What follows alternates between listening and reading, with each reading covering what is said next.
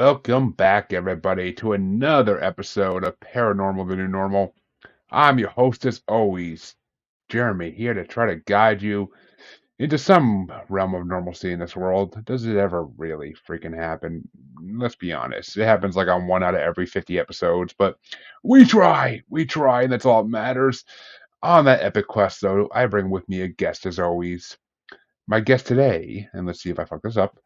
My guest today is Sadhu Dah, a forest shaman of the Thai animistic traditions. And that's honestly the best way I could describe him because I don't want to describe him wrong. But how you doing today, Sadhu? Not too bad. Currently in Malaysia, so it's morning for me while it's night for most of you. Yeah, well, I got viewers from all over the world, so that might not necessarily be true for everybody, but for most of us, yes, Ooh. it is. It is close to bedtime for most of us watching, but for some of those, they may be having their coffee with you and breaking on down. So let's start off the show the same way I start off every show. What brought you down this spiritual path you're on?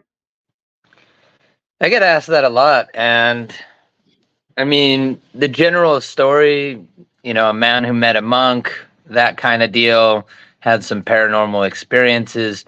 But really, if I were to simplify it, after all these years, what really led me down this whole spiritual path was realizing that I don't really understand or know any of what is actually going on in this crazy thing that we call life. And outside of the regular structures of learning, like school and taxes and daily responsibilities and etc., I knew that there was a lot more that you just couldn't learn necessarily in the normal settings that we're exposed to in our daily lives. And I wanted to find out where to go and what to do to learn more. Makes sense. I mean, it makes sense. The quest for knowledge, the quest that we are all, well, we all should be on. I'm not gonna say we're all on it because a lot of us don't try to learn, and that's part of the problem. But we all should be on this quest for knowledge, and I hope anyone who listens to my show is on that quest because there's been a lot of knowledge passed through these last 200 episodes from various people. So not me, but my guests mainly. But I ain't gonna try to lie and say I'm passing the knowledge down. I ain't passing no knowledge down. I mean, if I do, then you got a gem. But I mean, it ain't normalcy. So I guess to start off, how I guess well, okay, how do I phrase this? What was your belief system like when you were brought up? Like, what were you brought up to believe in? Um, hmm. I was originally brought up to believe in Christianity, mainly Yes, by the influence of my parents. of course. And I always had questions that were considered taboo, even though they were genuine questions. And to this day, I don't have any issue or problem with any sort of organized religion. It's just not my personal choice. But I did find that as I was growing up under this specific bubble of thought, that the questions I had were too strange for people and couldn't be answered. And naturally, with a curious mind, what does that lead to? It leads to you leaving that bubble and searching for where you can get those answers. Of course. I mean, I I can relate. I was brought up Christian as well, and I had questions. I didn't get answered. It didn't lead me down any type of path, quite, I would say. I just didn't. I had questions that wouldn't get answered, and it kind of disillusioned me with the whole idea of organized religion completely. And yeah, I mean, I will say, as my listeners know, I have a problem with organized religion, many problems, but we won't go into that. But yeah, that's a whole nother topic. So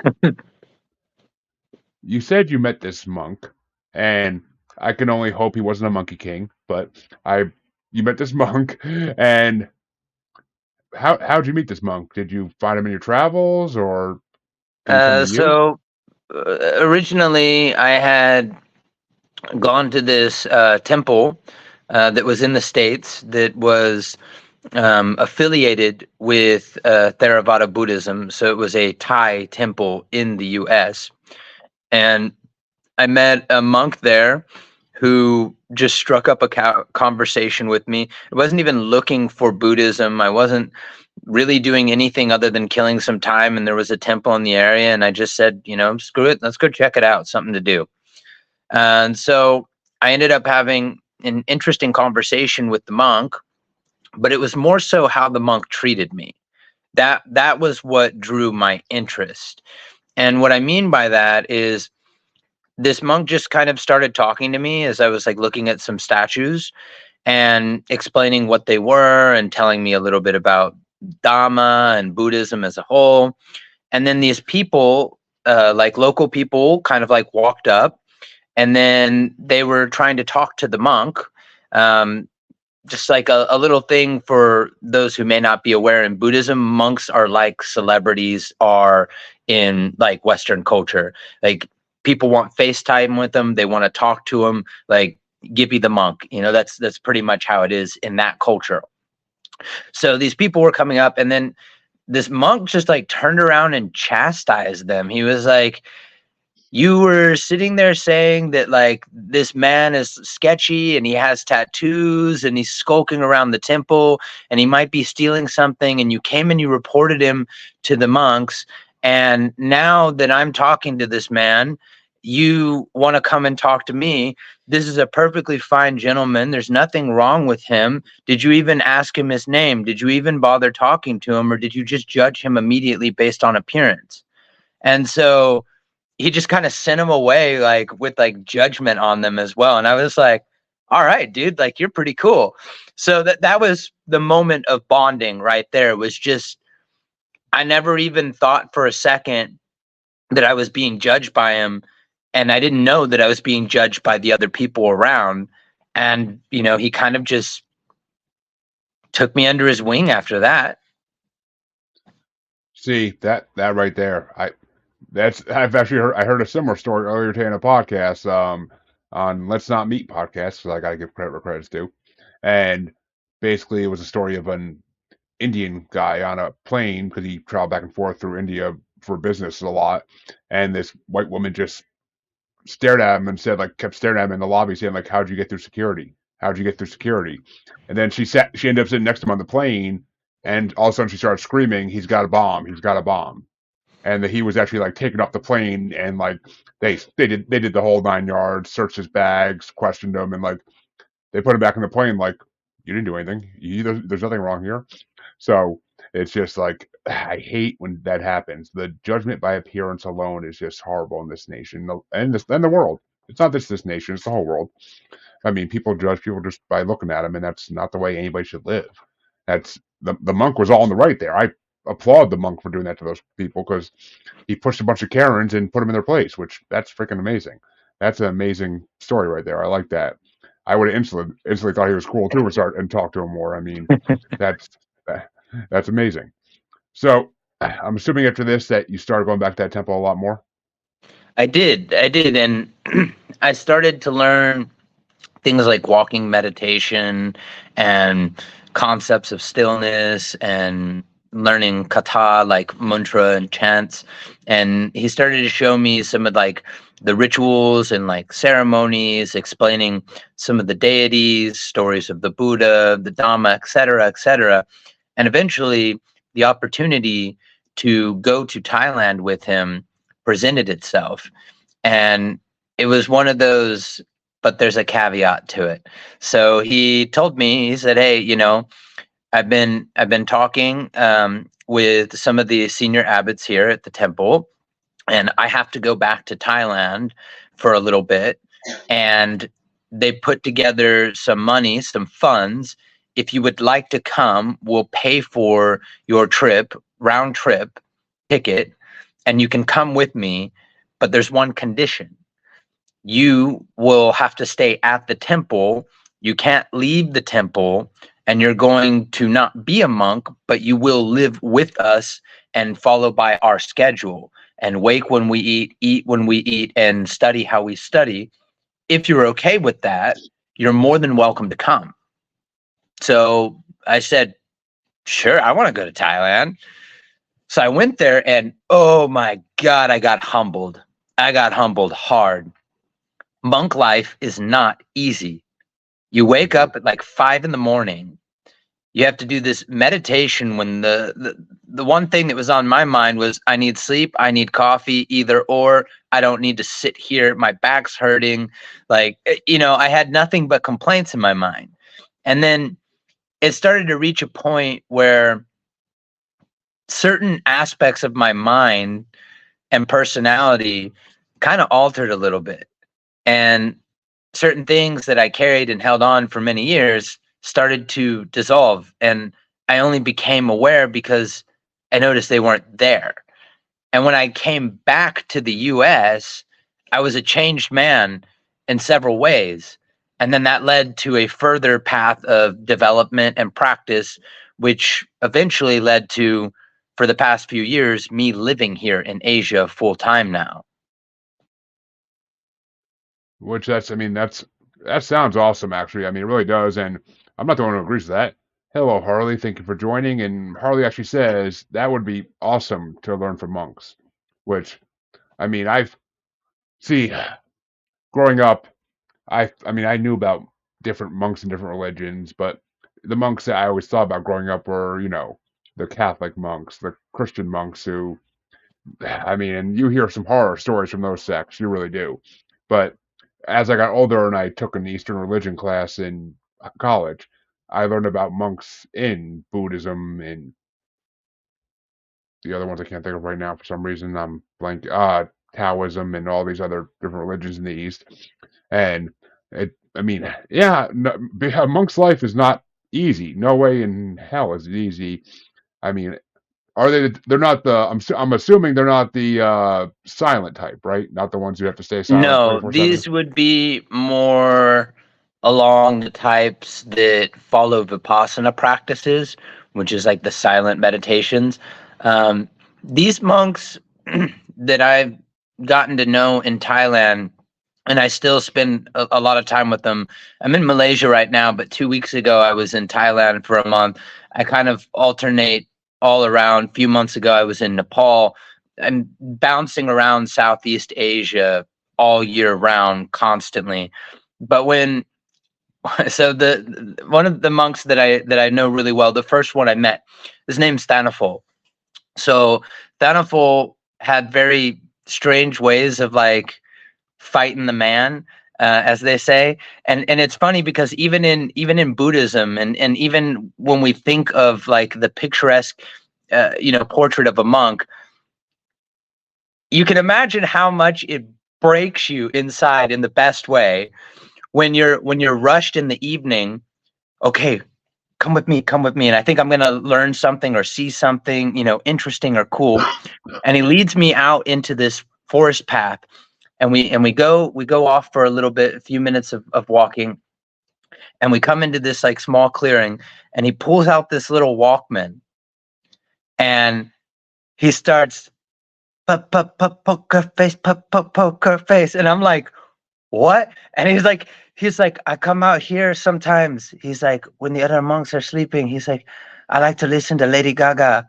We're not supposed to, but he's like, I love to listen to Lady Gaga and smoke cigarette in the forest. We're not supposed to do that either. And it's just like, what is going on here?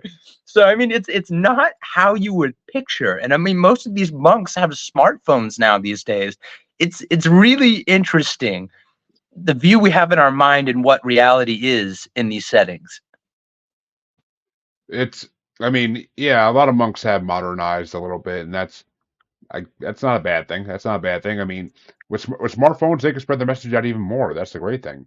I've had I wouldn't call him a monk on, but I had a lama on, which is kind of similar in a way. And It's he, the Bon or Tibetan equivalent of a monk.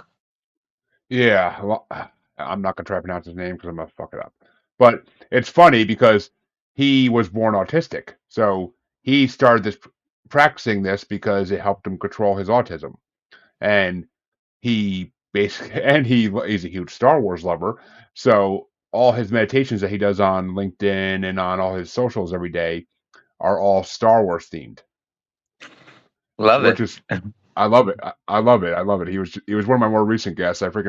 He was so great to talk to. I mean, I love they're just such good people. I mean, they're such good people in all these other faiths. Like it's so different than talking to someone from the Catholic or Christian faith because like there's so much more peaceful and so much more things bother them, but they don't flip out about it. They deal with it and then they try to just let things not get to them, which is great. I love that. It's how I lived my life my whole life. I never realized that it was just me basically trying to be I don't know. I mean, I would hell, if I didn't have kids to worry about and a wife, I would love to go to Thailand and do that.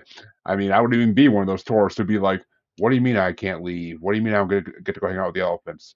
Like, I'd be fine with it. I'd be fine. I'd be perfectly fine with it. Like, it'd be a new way of living life. That's interesting. That's a great way to do things. And yes, Harley, I know he was one of your favorite guests I had. I know that. He was a fun guy. Llama, God, I'm gonna forget his name. It's gonna kill me. But yeah, he was a fun Lama Jigme. That was his name. I had to go look at my notes for that one. But so and well, I guess the next question would be is there like levels like that you can get to with these monks? Is there like different levels like there is in like the Catholic Church, deacon, blah blah blah. There definitely is. So the simplified order of things is when you begin, you're an initiate, right? You've agreed to take the vows, you wear white, you shave your head, you go through kind of like the initiation, right? And then after that, you're a novice monk. You have to study the Dhamma, you have to learn. And a lot of times you're like working like in Thailand on like temple restoration. So like there'll be like repairing, thatching roofs and helping to build statues and things of this nature. And then when you get a little bit older, then you start to get sent out kind of. I mean, I don't like using the word missionary because it conjures a certain image in our mind, but you get sent out on work where you're basically going out, talking to people, helping and presenting yourself where you're needed and being funded by the temple to do this because you don't get paid. You receive donations, and the temple oftentimes will give you the money or people will directly give you money. Then you reach kind of what you could call the pinnacle of it in a sense, and that is what they call Longpo. Longpo means like Heavenly Father. In the Thai tradition, it's the equivalent rank of basically being a saint in Catholicism. So when you reach that level, you're treated with a lot of respect and you can pretty much get away with anything. Perfect example, my teacher's teacher, Lumpo Kek, was arguably one of the most famous Thai monks in the past 100 years. He's been deceased now for 6 years. He lived to be 103 years old. He smoked like a chimney till the day he died. The man was insanely badass, is one way to put it. He wore Gucci sunglasses, which were donated to him, and he just wore them because they were donated. Didn't buy them, but he wore these Gucci sunglasses. He had a yak fur seat cover. Anywhere he went, he would sit on this yak fur. He was sent all over Southeast Asia. He even went to the U.S. several times. And he was called on by the Thai king numerous times to read the king's fortune. And this man, anytime he made amulets, they sold out. His amulets that he has like left behind, essentially the last ones he made, are now worth like 100 times what they were when they originally sold. But one of the most interesting things about him is, so smoking anything, but like we're talking specifically about cigarettes, that's a monk is not allowed to smoke. That's like a violation of the code. You can't do that. Lumpo Kak had so much reverence by the people that they would be in the middle of ceremonies inside of a temple, in the temple hall, and he would just light up a cigarette and start ashing on the floor in the middle of the frickin' temple, man. And nobody nobody would say a word to him. If I were to go to a temple and I were to be in the parking lot sneaking a cigarette, I might get somebody staring at me like I'm doing something wrong, or I might have a monk come up and tell me I can't smoke at the temple. Like, It's quite something what the levels of in monkhood what you can get. But I'm not a monk. well, I'm an ajarn. which that's actually a good segue because what is a genre? Like, what is a good definition of that? Because I was gonna put that in my title for you, but I one didn't want to pronounce it wrong, and two wasn't exactly sure what it was, so I didn't want to put it in the title because I'm like I don't like putting things in there I don't know what they when I don't know what they are. So an ajarn is the Thai translation into English means teacher, but specifically in the category of what we're talking about, it's an occult teacher. So an ajarn practices different classifications of magic that, because of brief history lesson for you, the old region known as Siam, before it was Thailand, pre 14th century, was heavily influenced by what is now Myanmar, Cambodia, and also Malaysia, Vietnam, Laos. Here's Thailand right here in the middle of this little region. And it was influenced by the different spiritual cultures and practices of these different countries. And it was deeply, deeply animistic of the land, spirit worship, etc. Then around the 14th century, the king decided we are now going to become Buddhist. And as we've seen happen with some African cultures trying to convert to Catholicism and Christianity, and how they masked the worship of their deities behind using the imagery of saints. And we've birthed basically new sub-religions from this, the creation of this. You could not stamp out the old animist traditions. And because of that, Buddhism blended with the animism. So magic, which is not a part of Buddhism at all, became so deeply intertwined with it through the development of the culture to the modern day point where now you cannot separate the magic from Buddhism. They are one and the same. They're not, at least in Thailand, it's not the same if you take the magic out of it. So you have amulets, you have prayers and rituals and ceremonies and things that are all very occult in nature. Which I mean, just to clarify for my audience, when you say occult, I'm assuming you don't mean like satanic or anything like that.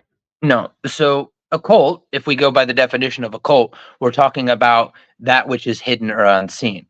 And so Yeah. in this context, what we are referencing is that the occult traditions are the more secret practices that aren't necessarily commonly understood, but are commonly practiced by people. Case in point, you have these gods that are known as Lucy, and they are essentially the wizened sages. Think of them. This might be a good way to like look at it. Think of it as like the Force when Obi-Wan Kenobi dies, right? Qui-Gon Jinn, right? They come back as these like spectral masters. They were Force Ghost, yep. human. They had a certain level of cultivation in the Force. Then they died, and then they come back and they still teach as this spectral like gatekeeper of knowledge and distilling, the Force to their students. And they can be called upon for wisdom in certain ways. That's what the Lursi are essentially. And so these are not deities in the sense of creatures from another dimension, but they are humans that reached a certain point of development in their consciousness and have chosen to remain around. They're not Buddhas, they're not monks, they're not enlightened, but they're kind of like your Obi-Wans and your Qui-Gon Jinns. And people will call to them with certain prayers and certain offerings. The average person doesn't necessarily know what all these rituals are, but they know what the Lursi are. And they'll go to an Ajahn and they'll ask him to make a blessing or an amulet or do a ritual to give them certain favor or something from this Lucy god or from these different type of spirit like the Naga, the Payanak, etc. Yeah, all right, that's a good way to put it. That does make sense. That just as soon as you said Obi-Wan, I was like, okay, I get it, I get it. Like, see, I'm happy I said that earlier about the llama because that makes perfect sense. So, and I've taken a look at your website and I could see that you do offer certain services that I imagine are part of this being a jarn, which Yes, some of so some of them are really weird. Like you have these classifications of magic which are known as Wicca, Wicha. And Wicca is just the Thai word that means like magical classification systems. One of them being um, Sanye Metta or Mahasanye Metta, and that's like charming magic. And then you have things that fall under Prai or like ghost magic, Barang, Hunpean, all these different categories and classifications. And they're just different specialties or what certain people will be looking for. So if I wanted something for like wealth or for gambling or business or anything like that, I could use Gumentong, Aikai, I could use Chutok.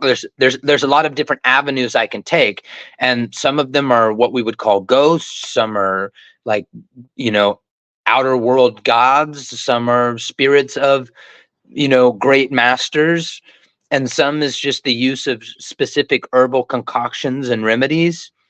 It's very animistic, like I said. uh, I mean it sounds yeah, I mean it sounds like there's basically a remedy for any kind of thing you want. It sounds like in a way, I mean I'm sure there's not every little desire you have. I'm sure there's not like a ritual for it, but it sounds like all the most common ones are met Yeah, and because we as humans we all want the same things at a basic degree. We all want the same things in life, you know. it's true. So one of the things that the Buddha would say is that magic is a fun distraction on the way to enlightenment.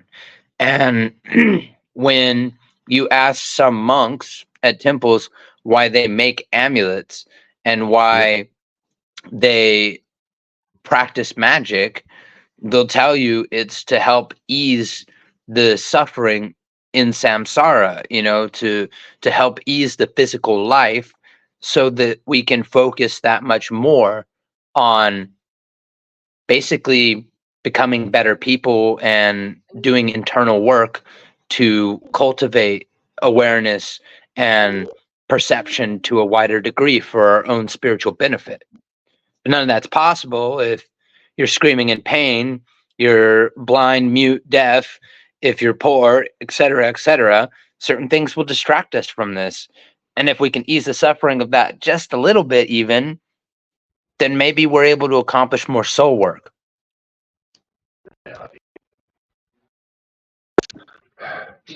Makes sense. I mean, it really does. But I mean, it's just. If you want, it makes sense. I mean, that all really does make sense to me. It's just it all ties into like my own little monkey was just screaming because she wants me to carry her to bed. Because God forbid she ever walks her own bed, Daddy has to be her servant and carry her. So so she did the daddy prayer, which is when she screams out my name until I come and find her. But, God, I love it. It's effective. So, yeah, well, if only it wasn't so effective. But one of the things that really intrigued me was your soul retrieval package you offer. Because I have talked to a lot of people about the Akashic records and past lives and all that greatness, which I was supposed to have a past life reading done a long time ago by one of my first guests, and it kept getting put off and never happened. And to this day, it still kind of irks me in a way because I find past lives interesting because I find the fact that, I mean, I believe in reincarnation. I believe we've all been here or somewhere else before, that we have all these past lives that we could teach us things. Like I believe it. I 100% believe it. There's been enough tales of it that are too undeniably true. So, what got you into doing the Akashic record work? Like, that's really what I always like to hear. Well, What drove people to do that? I learned from a variety of teachers over the years, and I had a very interesting experience with a Wiccan coven mother who taught me about some past life work, and I had a very profound experience that was not self-imagined, and it was really quite something. To try to put it into words is kind of insulting, but the takeaway was I learned this technique that I could then replicate to help guide others. And then over the course of working and developing other skill sets, such as hypnotherapy, traumatic regression work, energy healing in various different modalities, I found ways to kind of complement other tools by stacking them together. And so I found a way of doing a guided meditation where I could put people through a hypnotic guided regression state while also taking the spirit on a journey, getting them to confront some traumatic work inside of their neurology with the subconscious mind, and also diving deep within the spirit and taking the conscious mind on a journey. So it's like kind of like bilocation in a sense. We're in two places at one time, but it's a conjoined experience. It's quite weird. It's quite interesting. And the end result is you are able to process and let go of some basically what we call like ISEs that lead to abreactions, initial sensitized event, something that occurs that leaves a lasting impact on you and causes a buildup that triggers other things. And then you develop these patterns of thought and approach and action that were learned, that were imprinted. That's not you as you would be without that. So we find through this process a way to vent and let go of that while also seeing how it was possible in the first place for this to even happen. Was it chance? Was it an alignment of vibration? What have you? Where was the root cause in your samskar? Meaning the little ebb and flow in the vibrational you in the universe that is picked up through time and again with reincarnations, what makes you tick, your personality. Perfect example, you're drawn to music and you have a natural affinity for it, then it's likely to say you didn't just come out the womb a savant.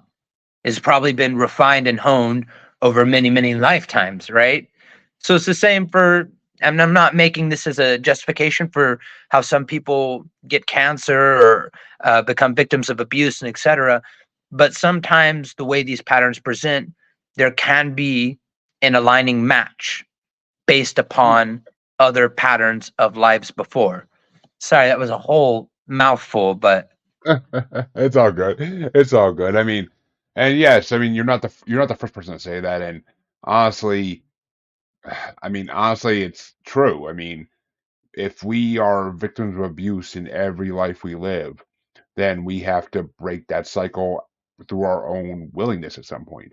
We can't just expect our next life to be, oh, I'm not going to have any abuse this life. No, because your soul is kind of predestined to that because it's what you're used to and it's what you're attracted to, which you have to break that, whether it means going back in past lives or just dealing with your current life in some way or form that has to get broken, if I'm not well, mistaken.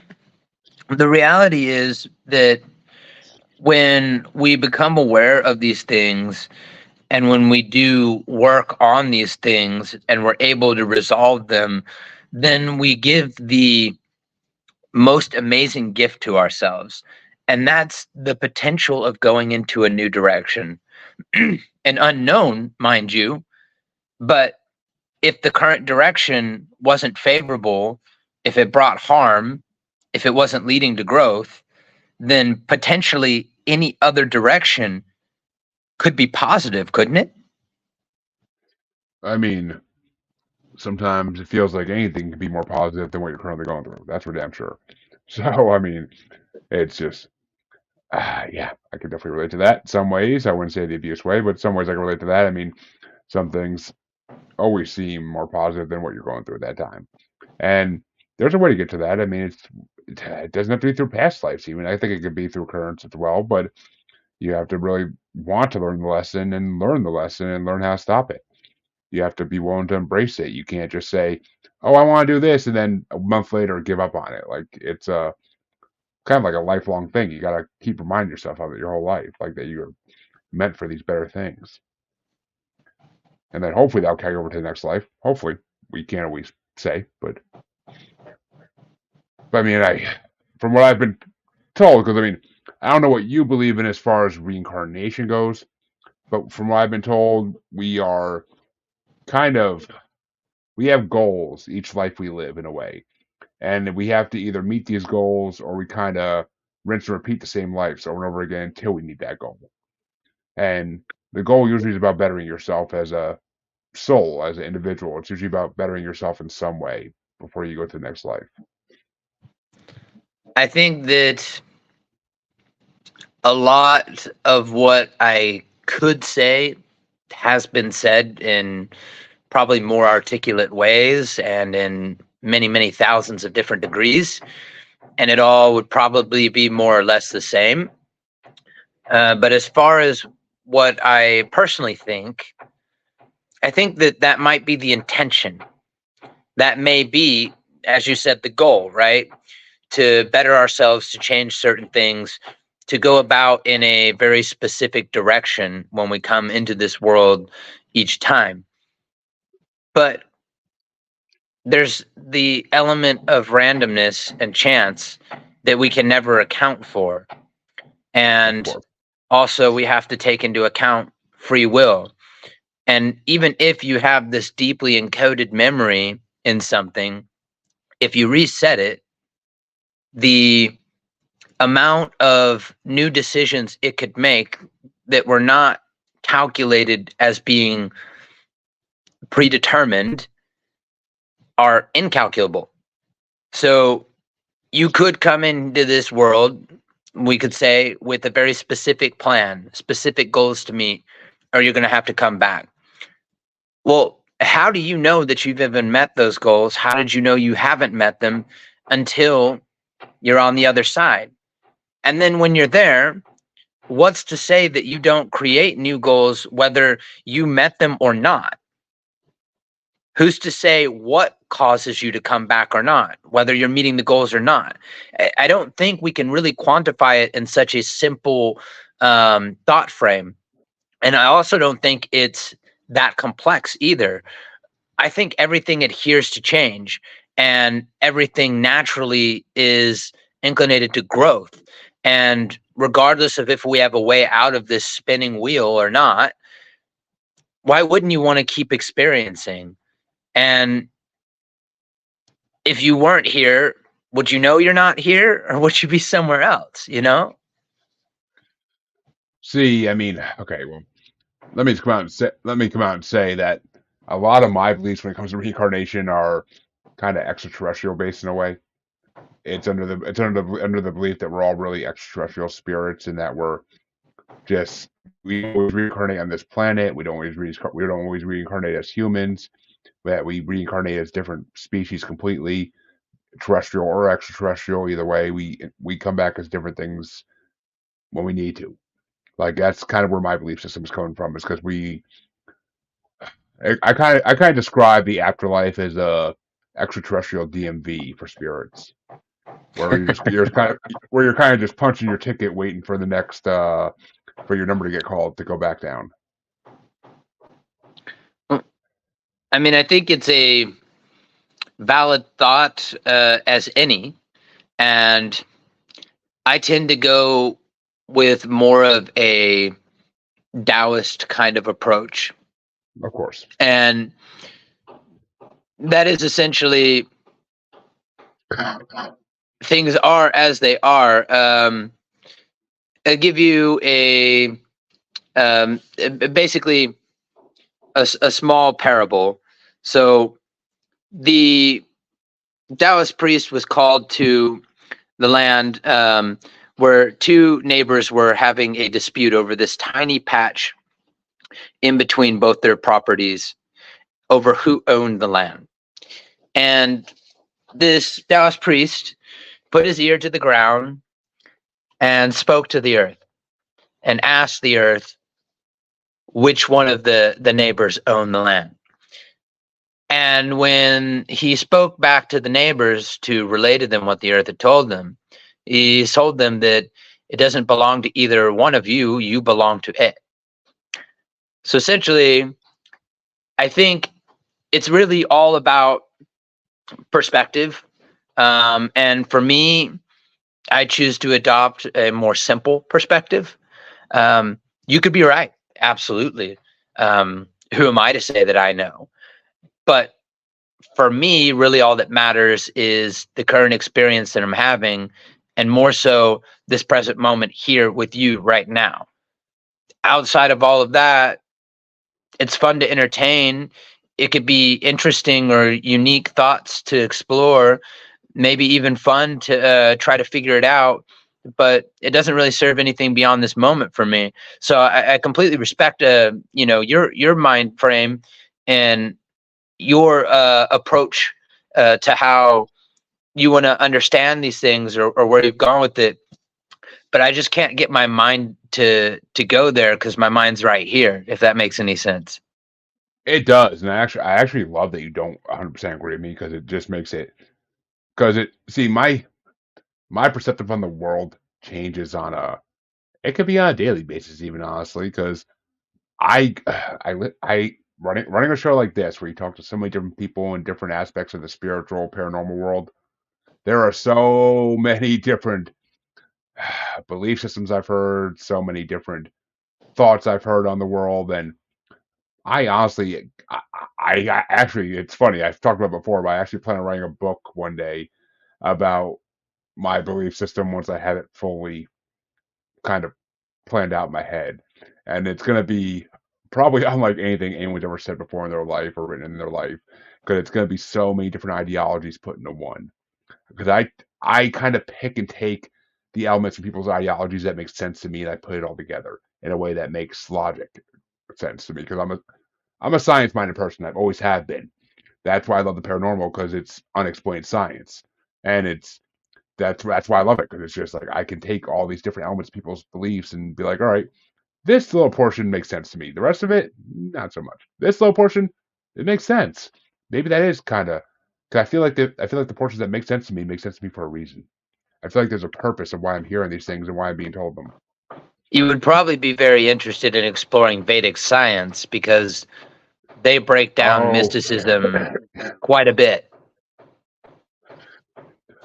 I've had some Vedic masters on here, and yeah, it's always a good conversation. It's always a good conversation, but it's I have some. I mean, trust me, if you actually go back and listen to some of my older episodes, I've told my theories at different points for um that explain like why we're here, why certain cryptids are here, how extraterrestrials relate to it all, and it evolves over the time of this podcast. It's evolved immensely, but the core elements of it are usually the same, but it all kind of evolves, and it's I gotta write a book one day. I gotta write a book one day when my kids are grown and I have time. And I gotta write a book because it's maybe 20 years out, but it'll come, folks. It'll come out. It'll come out eventually. Yeah, it's gonna be my masterpiece. But until then, I'm here to do the learning, not to do the explaining. That's the point of the show. Is for me, for me to learn other people's beliefs and other people's way of thinking, not for me to sit here and try to get people to believe mine. Because I'm no teacher. I'm no teacher. I'm a student at this point. I accept that and I fully embrace that. I don't want to be a teacher yet because I don't know enough to be a teacher at this point in my beliefs. So I don't know. It's a lot of different religions put into one in my mind. Minus Yeah, Catholicism. I often describe myself as just a guy doing things. I exactly. I mean, I'm right there with you with the whole I live in the moment thing because I do. I'm not worrying about even when it comes down to the basic elements of life. I'm not worried about what. Oh, this bill's due tomorrow. Okay, tomorrow's problem, not today's problem. I'll worry about that in the morning. I'll figure out a way to get it paid tomorrow. But right now, I'm not gonna stress myself out worrying about that because it's just you can't focus on the future too much. You have to focus on the now. Yes, you should think about the future, but don't focus on it because it's not going to do any good to focus on it because you need to focus on the current. Otherwise, your future's not going to happen. If you're stuck, there's a famous saying for that too. I just can't freaking think of what it is at this moment. My mind's not there right now. But I did happen to notice, however, that you do offer love spells and business blessings, which enticed me and kind of entranced me for a second because who doesn't love? I mean, we've talked before about people who offer services in love magic and sex magic and all that in the show before, but love magic and love spells always kind of because there's something to hear about when you're a kid, like oh come get this love potion and drink it and whoever if you get the person you like to drink it too, then they'll fall in love with you, like the old Hey Arnold episode we all watched as kids. But so I gotta ask, what kind of love spells do you offer? Well, it comes down to like two different approaches, and one is the use of amulets. So I have a shop with more than 100 or so listings in it, and yeah, so we can use like salika, which is like charming wax made from sipung. It's like a beeswax, and it has different herbs. It has different essential oils, and it's not just basic though in that aspect. It's like, for example, with salikas, the wood that you use must come from a specific tree that the salika birds mate on, because the salika birds will mate for life, and when they mate they will come and they will return to the same branch. So, and again, this goes into the animistic properties and the animistic practice. So you're stripping little pieces of wood from that branch that is from a mated pair of salika, which is also a little bit of a secret in how salika is made. But you're then refining that with certain herbs that are known to be practiced for, elements of love or charm. They call like this one type of amulet they call miyamak, which means many wives, and you can be used in a couple of different ways. One being to essentially draw like multiple partners to you, like casual fun, or it can be used to cause people to be more attracted to you in general, or garner like sympathy and mercy from individuals. So not even just in a sexual way. So I use the amulets, which are made from special ingredients, oftentimes either made by myself or made by monks. At the very least, blessed by monks, and containing special sacred ingredients, and then having the kata, the proper mantra for activating it, the magic, and knowing how to apply and use it. So that's one method I take. I call that the more passive route. We use amulets. The more direct route is like ritual work. So an example of like a ritual I would do would be like matchmaking to Guandi. Guandi is a Taoist god that's often used for matchmaking. And so what I'll do is I'll take the donation from the person. I will get the red ribbon. I will write the names of the individuals on it. I'll take it to the Guandi statue. I'll have the priest officiate and bless it, and I'll take that route. Or I will do my own working using naman prai oil, which is also known as like ghost lady oil, which, I mean, necromancy is a bit of a loaded word, but when it comes to like love magic and things of that nature, ghost work usually is the most effective in that specific regard. If we're talking about like wealth magic and etc., I would be talking about like using Kumentong, Aikai, like windfall charms, etc. I wouldn't specifically immediately say ghost magic is the way to go. So it's kind of like depends on what you're asking for, depends on the approach that we take. All right, I mean, it makes sense, and I never heard of Salikas. That's kind of interesting. I kind of want to Google a picture of them It's later, see what they Thai. look like. It it's a bird that exists in Thailand, I'm assuming, which Yes. I never even heard. I know like, There it's might not like be an English word for it, but I have this horrible habit of learning a lot of Thai words, and only half the time I get the English translation for them, or sometimes there is no English translation for them. Like perfect example is so like Maha Sanye Meta. I can tell you that it's a charming field of like magic, but if we're going to translate it, it translates to loving kindness magic, but that's not actually like fully accurate or encompassing for what we're doing or what all it offers. So sometimes even the English translation doesn't help. But yeah, in regards to Salika, if you Google Salika, it's just going to come up with a bunch of like Thai amulets and like Thai terms. yeah. I mean, of course it is. I mean, you'd have to actually speak to someone who knows both languages to truly learn the difference and learn what the actual translations are. But I kind of got to ask this because I saw on your site, and it kind of, I mean, this is a paranormal show first and foremost. So I saw you do exorcisms, which, as I'm sure you know, is a huge paranormal topic. So I got to ask, have you, and I know we're short on time here, but what was the most interesting exorcism experience you had? There's been many. I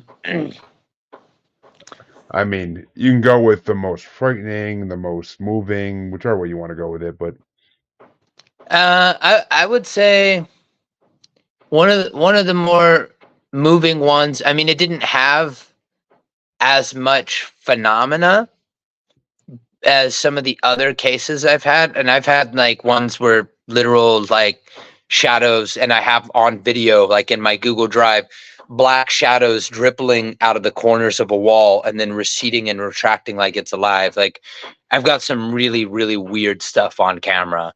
But that's for another day. Most moving one I had was where there was a lady whose son had drowned like 30 plus years ago. You know, she was elderly at this point, and she was seeing shadows in the house. She was getting basically strangled in bed when she slept, and just a host of what you would commonly see in some situations of like level 2 phenomena with a like malevolent haunting. And when we figured out what the root of it was, being the spirit of the deceased child had become a corrupted wraith, so a ghost that has become its own suffering, and then basically is devoid of any intelligence and becomes that emotional wrath incarnate, um, leaving itself devoid of any level of intelligence and simply reacting with pure malevolence. That's a wraith. We crossed the spirit over, and then the next day, I end up getting a message from her. She's in tears, and she's telling me that the craziest thing I would never believe happened.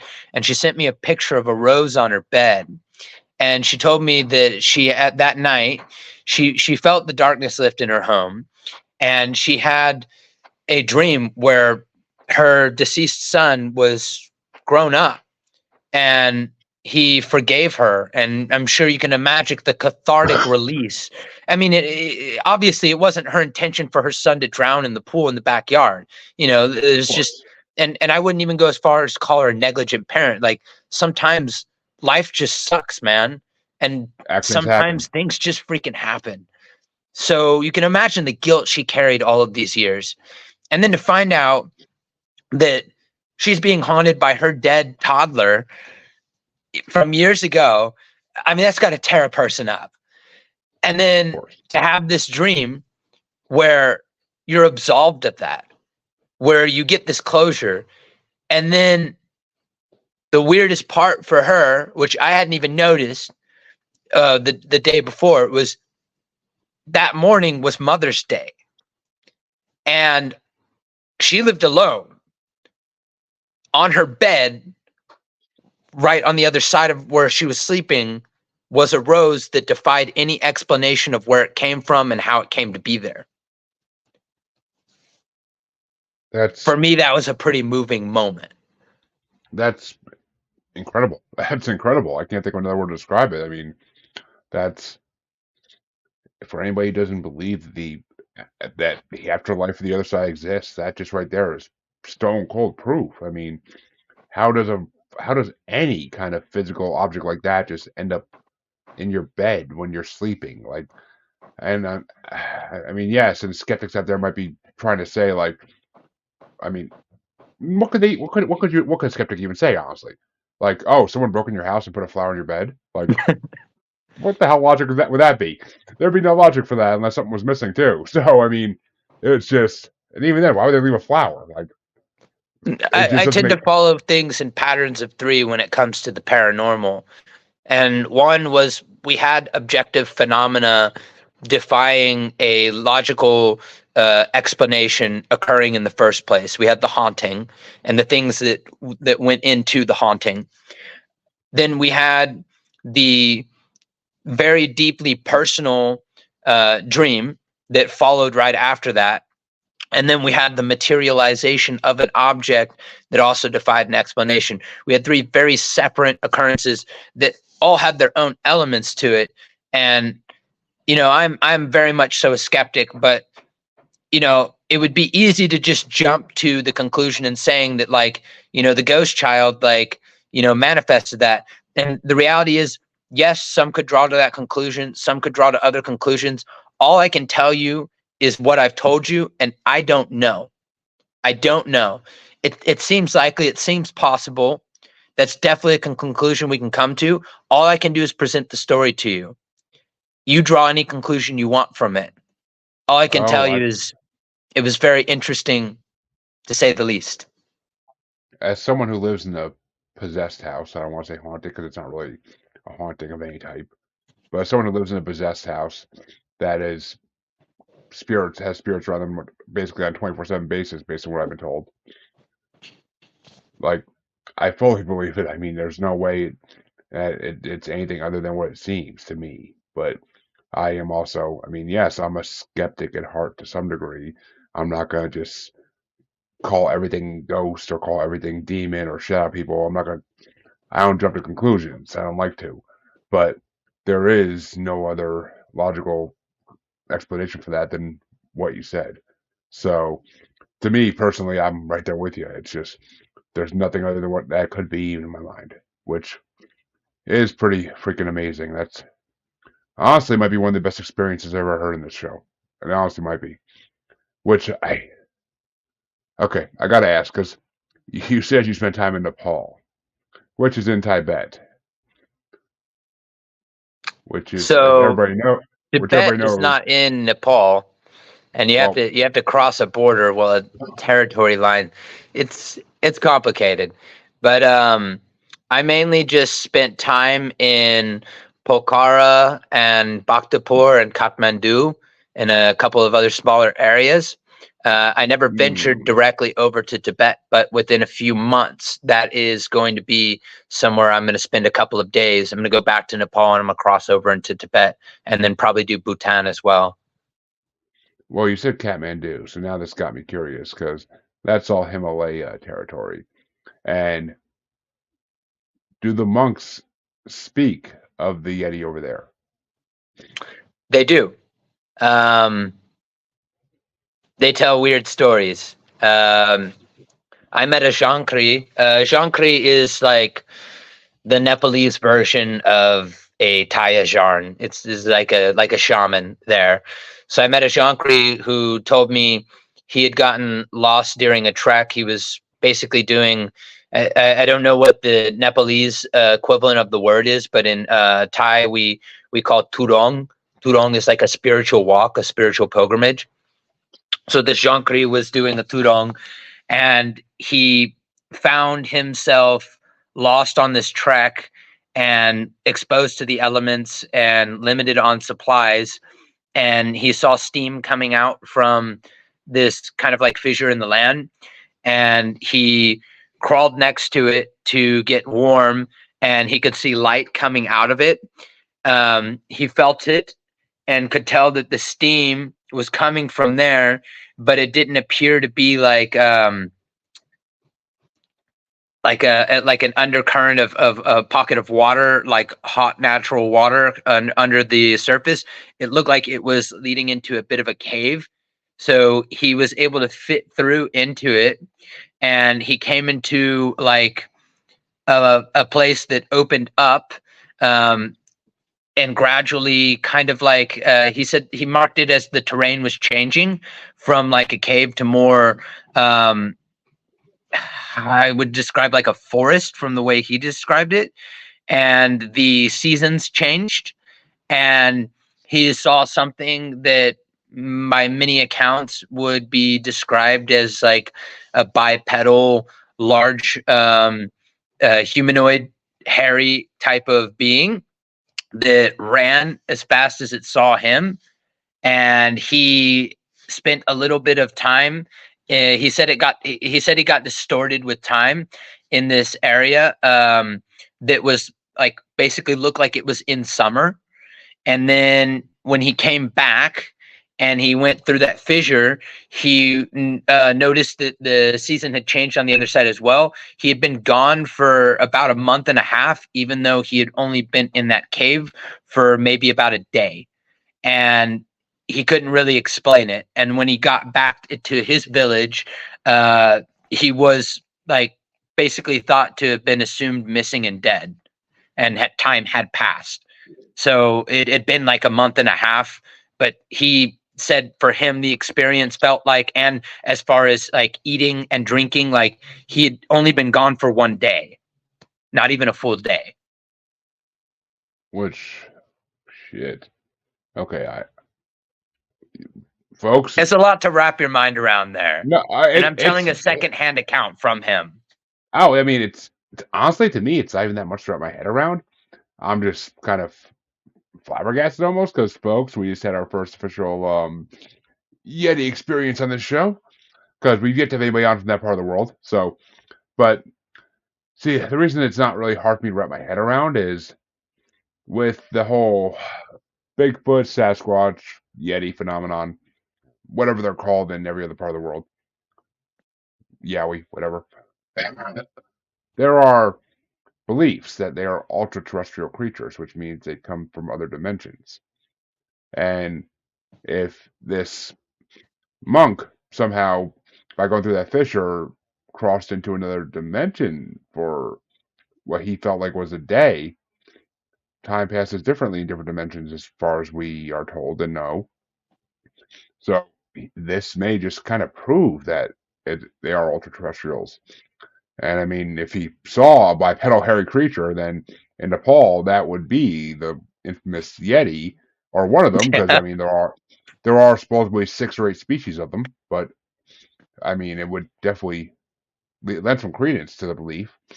I mean, I personally hate the term abominable snowman because I think it's a simplified version of what really exists. But I mean, it's just And that's why I had to ask. As soon as you said Nepal, that question's been in my mind for a good half hour, 45 minutes now. Because as soon as you said Nepal, I was just like, oh, I gotta bring this up. I have to, because I know there's gonna be something. There's gotta be something there, and I was not disappointed in one damn bit. Woo! Okay. Well, I did have one more question I want to ask, and then I will gladly let you tell people where they can find you and all that good stuff. What is, because I don't think I've actually talked to someone who's Taoist before on this show, at least. What is the Taoist belief when it comes to extraterrestrials? Like, is it talked about in the book, in their teachings at all, or So, my understanding, and of course, I can't speak for the whole of different sects and etc. My teacher comes from the Mao Shan sect of Taoism, and they're the ones that are famously known for corpse walking. If you've ever heard of that.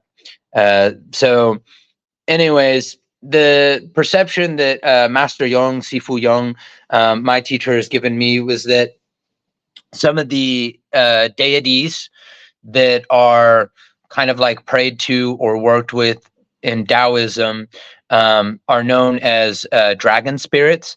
And I do have a very, very interesting picture. I'll send it to you via email after the show, but I will just ask that you don't publicly release it. But it's a of very, very course? interesting picture of a dragon manifesting on camera during a Taoist ritual.